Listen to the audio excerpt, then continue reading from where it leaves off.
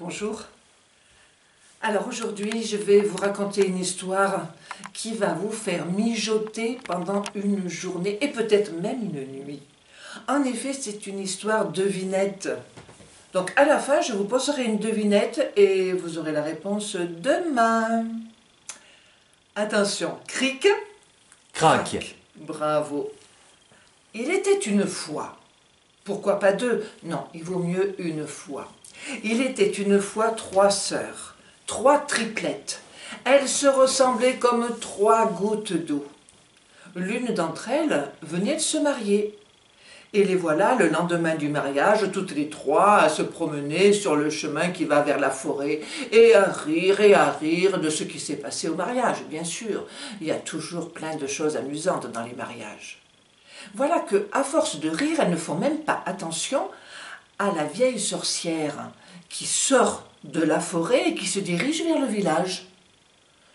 Les filles, elles continuent de discuter, elles continuent de rire, la vieille arrive à leur hauteur, et juste au moment où elle les croise, les filles ne font pas attention à elle, il faut dire ce qui est, ne lui disent pas bonjour, mais c'est vrai, et elles continuent de plaisanter. Aussi la vieille, susceptible, a cru que les trois filles se moquaient d'elle. À peine elles étaient passées que la vieille sorcière a fait je ne sais quel geste, a dit je ne sais quelle parole, mais ce qui est sûr, c'est que les trois sœurs ont été dans l'instant transformées en trois fleurs exactement les mêmes, posées dans le grand pré qui est de l'autre côté de la forêt.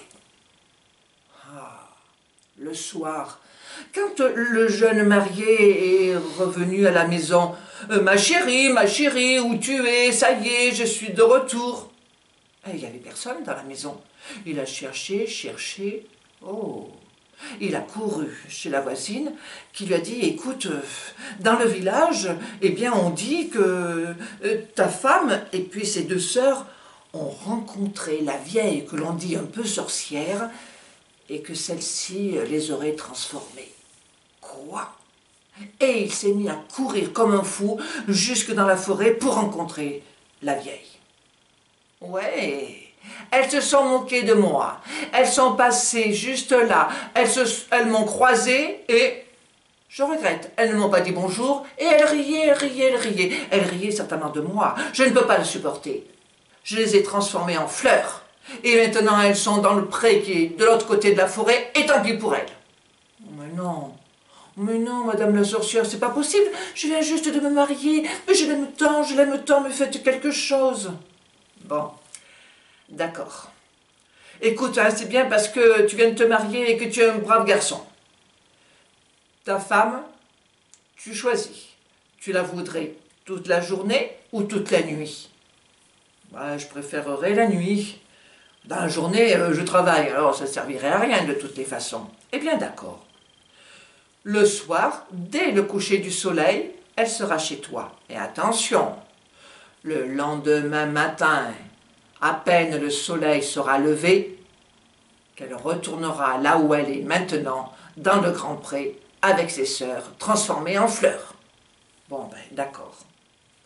Et en effet, le soir même, dès que le soleil s'est couché, la jeune épouse était là dans la maison. Oh là, ils ont été trop heureux de se retrouver.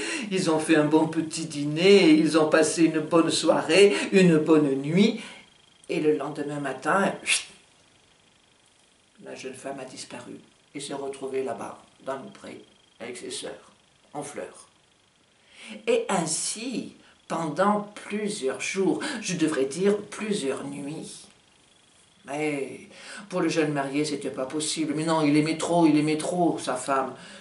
Ça n'allait pas. Alors il est retourné voir la sorcière et il a supplié. S'il vous plaît, j'aimerais trop la voir le jour et la nuit. Le dimanche sans elle, mais c'est trop terrible. Non.